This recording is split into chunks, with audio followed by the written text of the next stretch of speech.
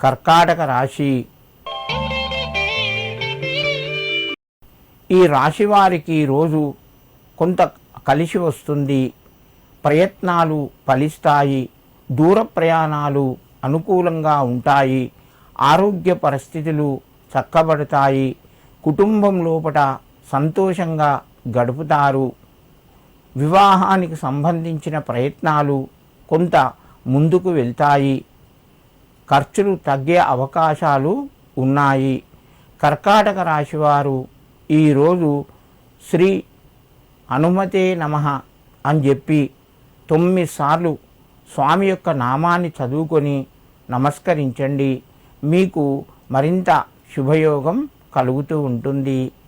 సింహరాశి. ఈ రాశి వారికి రోజు పరిస్థితులు కొంత చక్కబడతాయి. అనుకూలంగా ఉంటాయి.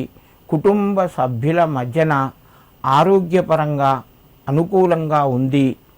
ప్రయత్నాలు కొంతవరకు ఫలించి దూర ప్రయాణాలు కూడా చేసే అవకాశాలు ఉన్నాయి. మిత్రుల ద్వారా శుభవార్తను వింటారు. తొందరపడి నిర్ణయాలు తీసుకోకుండా ఆలోచించి నెమ్మదిగా నిర్ణయాలు తీసుకోండి. దీనివల్ల కొంత మీకు కలిసి వస్తుంది. సింహరాశి వారు ఈరోజు శనేశ్వరునికి తైలాన్ని సమర్పించి శని అష్టోత్తర నామాలు చదువుకోండి. మీకు కొంత ఉపయోగకరంగా ఉంటుంది. కన్యారాశి.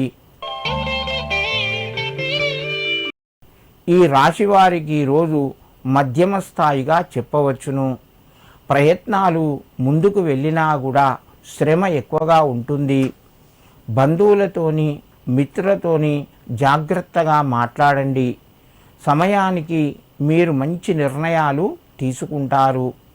మీ ద్వారా సమాజంలో కొన్ని కార్యక్రమాలు కూడా ఈరోజు జరిగే అవకాశాలు ఉన్నాయి. ఇతరులకు సహాయపడతారు. కుటుంబ సభ్యుల్లోపట శుభవార్తను వింటారు. కన్యారాశి వారు ఈరోజు శ్రీ లక్ష్మీ వెంకటేశ్వరాయ నమః అని చెప్పి 7 సార్లు చదువుకొని మీ పనులు ప్రారంభించండి. మీకు మరింత శుభయోగం కలుగుతూ ఉంటుంది.